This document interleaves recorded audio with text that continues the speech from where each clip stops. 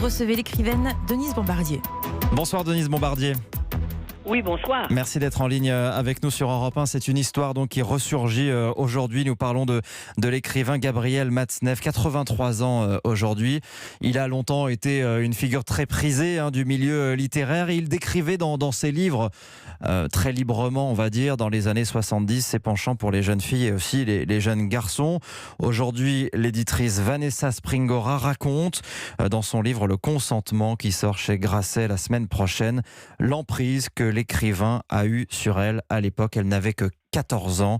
Lui avait une cinquantaine d'années. Denise Bombardier, c'est un témoignage qui paraît aujourd'hui, mais tout le monde savait à l'époque, il ne s'en cachait pas.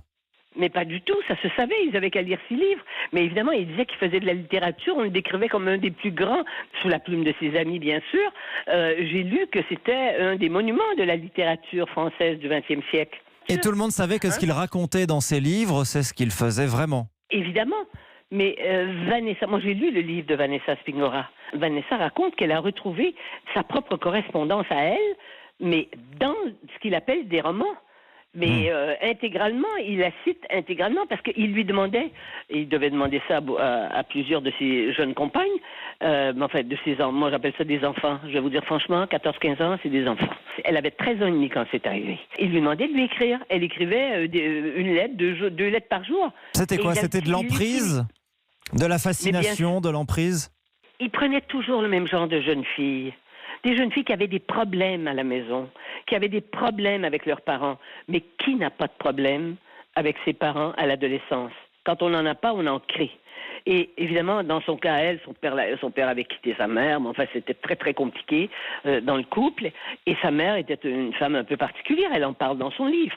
Il reste que sa mère, le premier réflexe qu'elle a eu quand elle a su qu'elle avait été avec lui, pour la première fois, elle lui a dit « mais c'est un pédophile ». La mère lui a dit.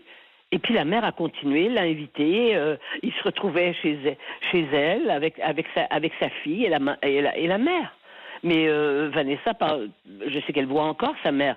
C'est très très troublant la réaction qu'elle a avec sa mère. Alors on lit ses récits dans Les moins de 16 ans par exemple en 1974 ou dans son journal intime publié en 76.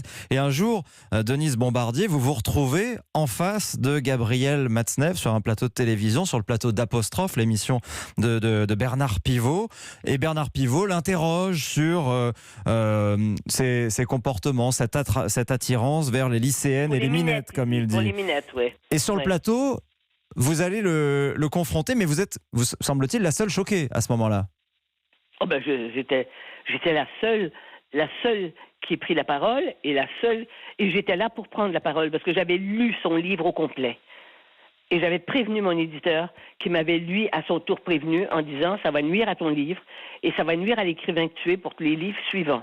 Je lui ai dit « je ne pourrais pas me regarder dans le miroir si je dis pas un mot ». Parce que dans ce livre-là, il décrivait en détail comment il sodomisait les petites filles. Il disait bon, je vais chercher Anne-Sophie au lycée, nous allons prendre un verre à la coupole, je lui dis on va aller à mon appartement, son petit cul imberbe m'attire, je la sodomise proprement. Et vous étiez la seule choquée? J'étais la seule qui en a parlé. Bernard Pivot dit aujourd'hui c'est une époque, les années 70 et 80, où la littérature passait avant la morale. Ouais, mais ça dit quelque chose de la France aussi. Parce que déjà chez nous, c'était...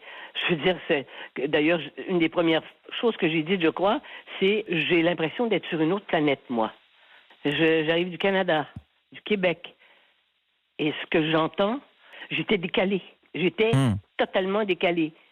Mais enfin, j'étais pas étonnée puisque j'avais lu et que je savais que ça existait et que je savais qu'on défendait pareilles idées. Je savais qu'il y avait une pétition signée par de Beauvoir. Tous vos monstres sacrés du XXe siècle en philosophie.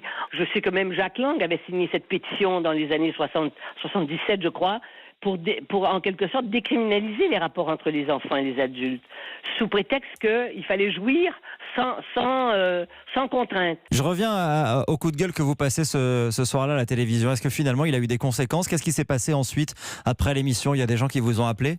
J'ai reçu 2000 lettres de Français pour m'appuyer.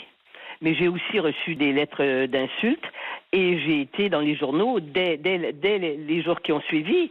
Jacques Lanzmann, pleine page de Libération, qui dit « J'ai pas compris pourquoi notre ami Matzneff lui a pas balancé une gifle à la figure. » Solers, dans une émission FR3, a dit sur le plateau « Mais c'est une mal baisée, parce que ça revient tout le temps. » Et c'est comme ça que j'ai été traitée. Et vous avez eu, je crois, même un coup de fil de l'Élysée, du président de l'époque ? Ouais.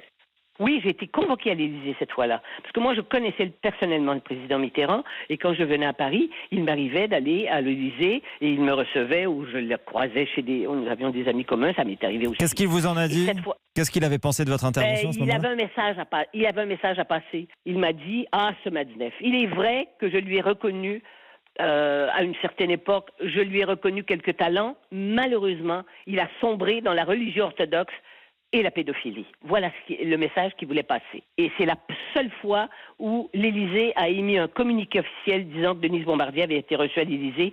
C'est dire que l'Élysée voulait se détacher de ça. Denise Bombardier, un dernier mot très, très rapidement. Qu'est-ce qu'on peut faire aujourd'hui ? Il y a un témoignage, il revient. Gabriel Matzneff a 83 ans, il n'a jamais été poursuivi par la justice. Faut-il qu'il le soit aujourd'hui ? Eh bien, je vais vous dire que les Français prennent leurs décisions. Moi, je n'ai pas à m'immiscer là-dedans. De toute façon, je ne sais plus ce qui reste de Matzneff après ce qui vient d'arriver.